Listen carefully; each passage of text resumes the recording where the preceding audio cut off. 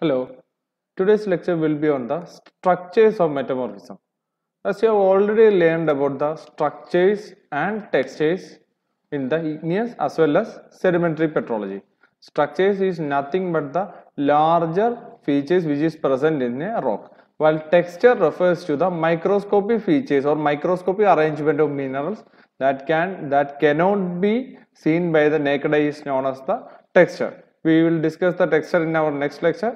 In today's lecture, we are going to see what all are the metamorphic structures present. As we have discussed in the earlier videos, the metamorphism or the metamorphic rock will be very distinguishable from the other two rock, particularly if they are foliated, because their structure and texture is entirely dependent on the pressure regime through which they are formed. If they are if they are formed in a directed pressure or not in a uniform pressure, then surely they will be having a foliation or a preferred orientation. So it is very easy to distinguish a igneous from a metamorphic rock. Of course, the non-foliated rocks are present there, but the foliated ones are very easy to distinguish. There is one more term which is known as fabric. It refers to the complete spatial and geometric configuration of the textural and structural elements present in a metamorphic rock.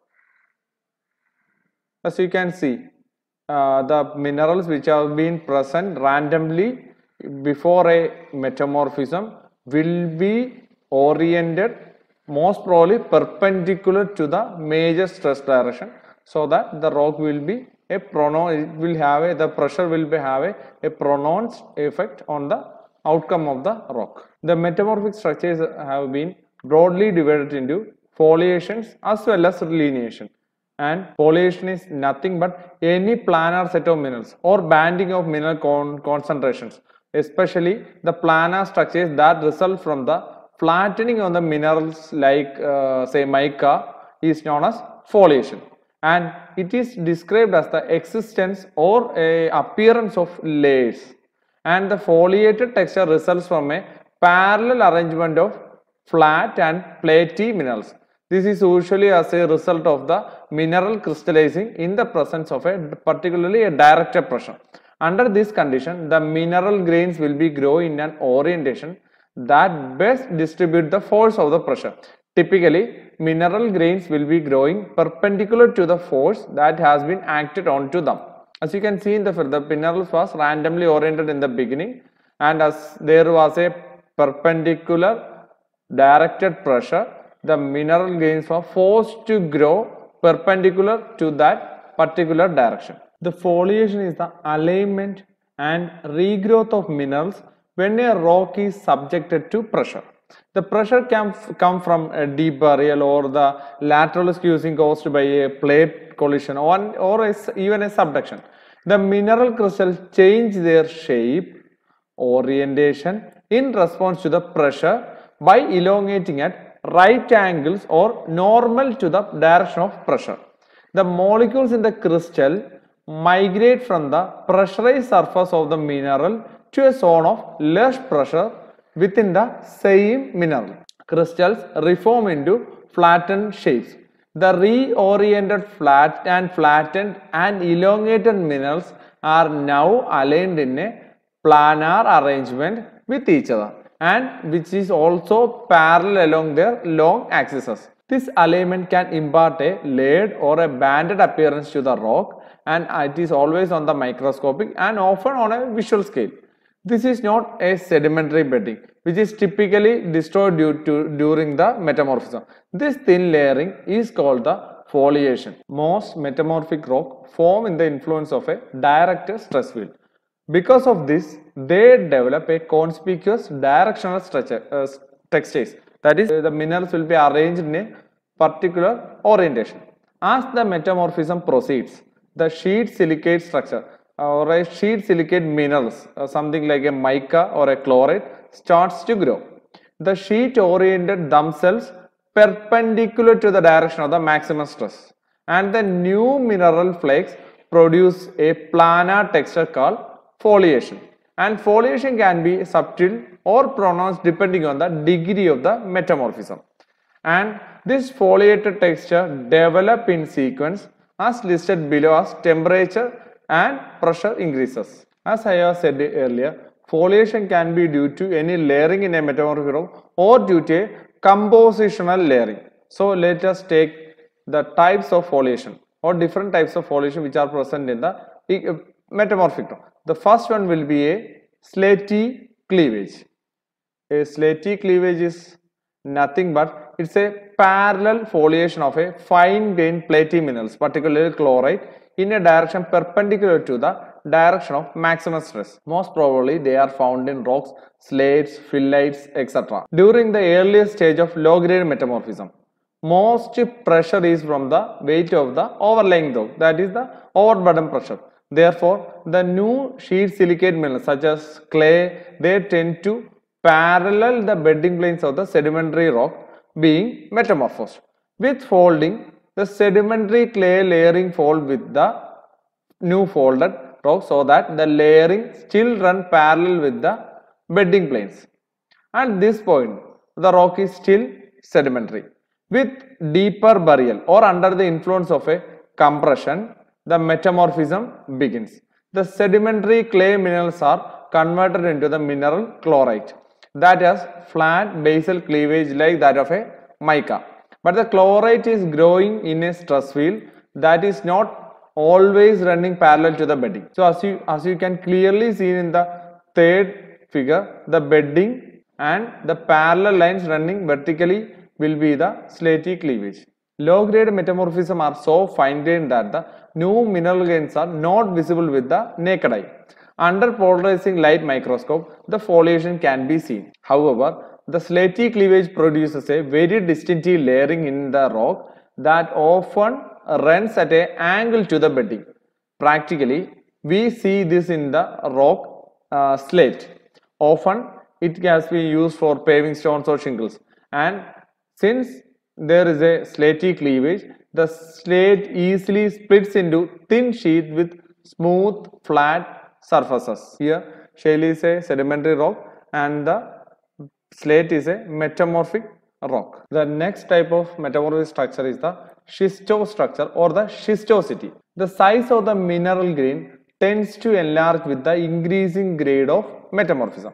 The layer in a coarse grained crystalline rock due to parallel arrangement of platy minerals grains such as a muscovite or biotite, and other minerals present will be typically quartz, feldspar, and some varieties of garnet, storlite, kyanite, some etc. etc.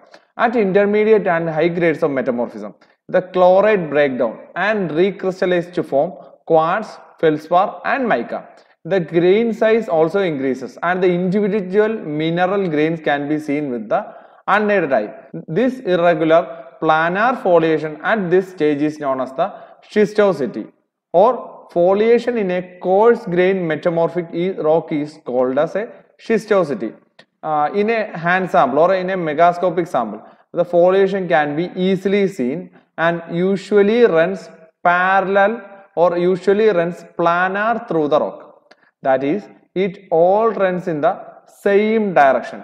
In larger specimen, however, the foliation may be folded or deformed by some structural deformations. While talking about the schistosity, you must be very clear that the schistosity differs from the slaty cleavage in both the size of the grain as well as the mineral content. The next structure is the gneissic structure or the gneissosity.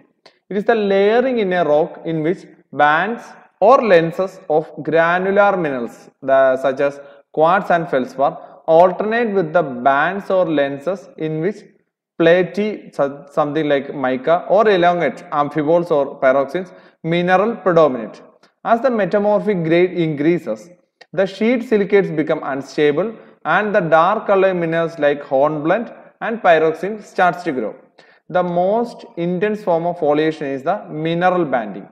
These dark colored minerals tends to become segregated into different bands throughout the rock, and of course this is known as a metamorphic differentiation, and this gives the rock a gneissic banding, a alternating black and white bands. White bands will be consisting of quartz as well as feldspar, and the black band will be having some ferromagnesium minerals like hornblende or biotite or something else, because the dark color minerals tends to form elongated crystals rather than a sheet like crystal.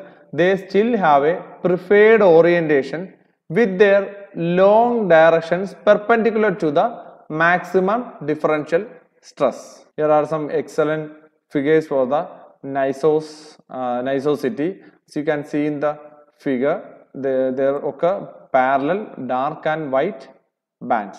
And the next one is a melanite layering. It is the layers of highly strained rock with elongated grains due to grain size reduction and dynamic recrystallization during shearing.